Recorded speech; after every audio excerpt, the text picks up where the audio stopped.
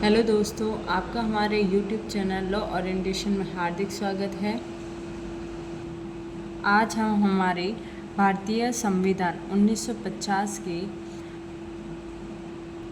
Part 3 जो मौलिक अधिकारों की बात करता है, अनुच्छेद 12 से लगा के जो 35 में मेंशन कर रखे हैं।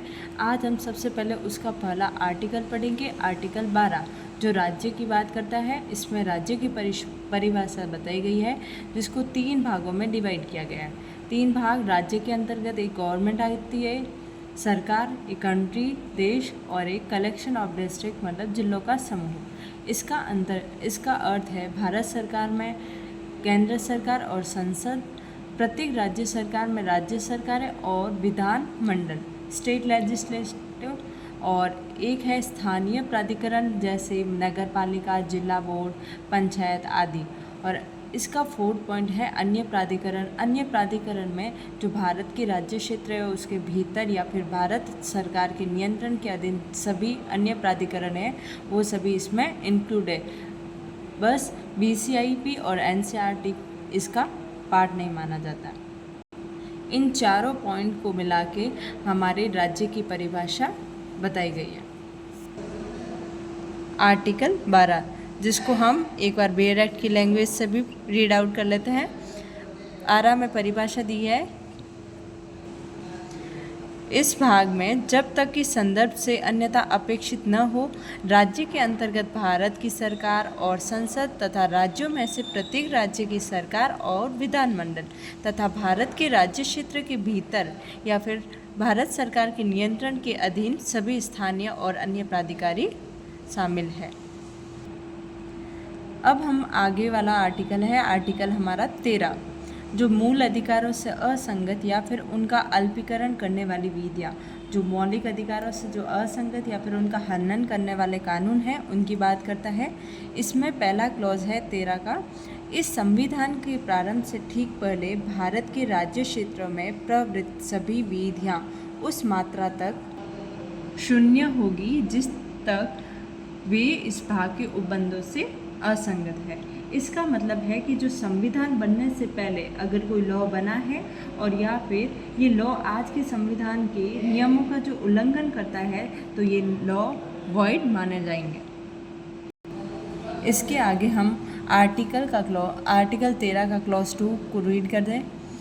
राज्य ऐसी कोई विधि नहीं बनाएगा जो इस भाग के द्वारा प्रदत्त अधिकारों को छीनती है या न्यून करती है, और इस खंड के उल्लंघन में बनाई गई प्रत्येक विधि उल्लंघन की मात्रा तक शून्य होगी।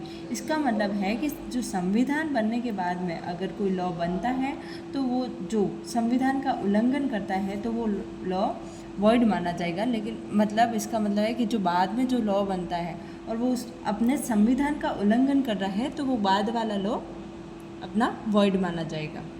इसके आगे हम अपना आर्टिकल 13 का क्लॉज 3 है उसको रीड करते हैं। इस अनुच्छेद में जब तक कि संदर्भ से अन्यथा अपेक्षित न हो, इसमें क है विधि के अंतर्गत भारत के राज्य क्षेत्र में विधि का बल रखने वाला कोई अध्यादेश, आदेश, उपविधि, नियम, विनियम, अधिसूचना, रूढ़ि या फिर प्रथा है। ख है प्रवृत्त विधि।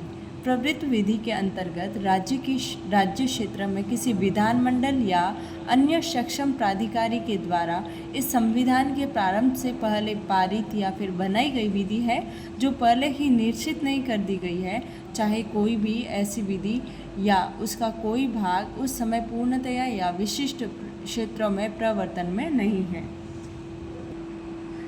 हमारे आर्टिकल 13 के क्लॉज 3 में कानून लॉ की डेफिनेशन दी गई है, जिसके अंतर्गत अध्यादेश, आदेश, उपकानून, विनियमन, अधिसूचना, प्रथा या उसका उपयोग उसकी बात कर रखी है। इसको हम डिटेल से पढ़ते हैं। अध्यादेश मतलब जब संसद कार्यकाल में नहीं होती है तो प्रेसिडेंट और गवर्नर लॉ बनाएंगे। गवर्नर है जो हमारे आर्टिकल 213 और प्रेसिडेंट है जिसको जो 123 में हमारे संविधान में अध्यादेश की पावर रखता है। आदेश का मतलब है ऑर्डर, जो कोई भी न्यायालय आदेश निकालता है वो ऑर्डर के अंतर्गत आता है। और उपकानून, उपविधि या उपकानून इसका मतलब है लोकल लॉज, जो पर्टिकुलर लैंड है जहाँ पे कई कई पर अलग अलग लॉज हो सकते हैं। और फोर्थ है हमारा विनियम। विनियम इसके अंतर्गत रेगुलेशन, कंट्रोल करना कि चीज़ें सही चल रही है या नहीं, उसकी बात करता है। और एक है अधिसूचना। अधिसूचना जो नोटिफिकेशन है जो हमारी गवर्नमेंट निकालती रहती है अलग अलग समय पर, वो। और प्रथा जो हमारी रूढ़ी है, प्रथाएं हैं, परंपरा हैं, वो सारे इसमें इंक्लूड है।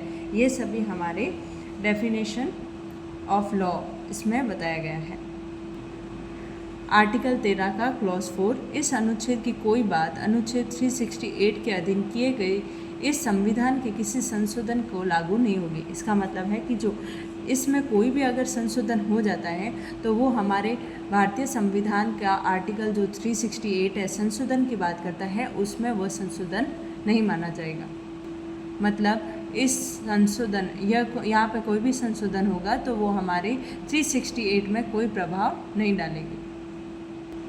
इसके आगे के आर्टिकल इसका हमारे अगले लेक्चर में डिटेल से करेंगे। अगर आपको हमारा वीडियो अच्छा लगे तो लाइक, शेयर एंड सब्सक्राइब जरूर करें। Thanks for watching.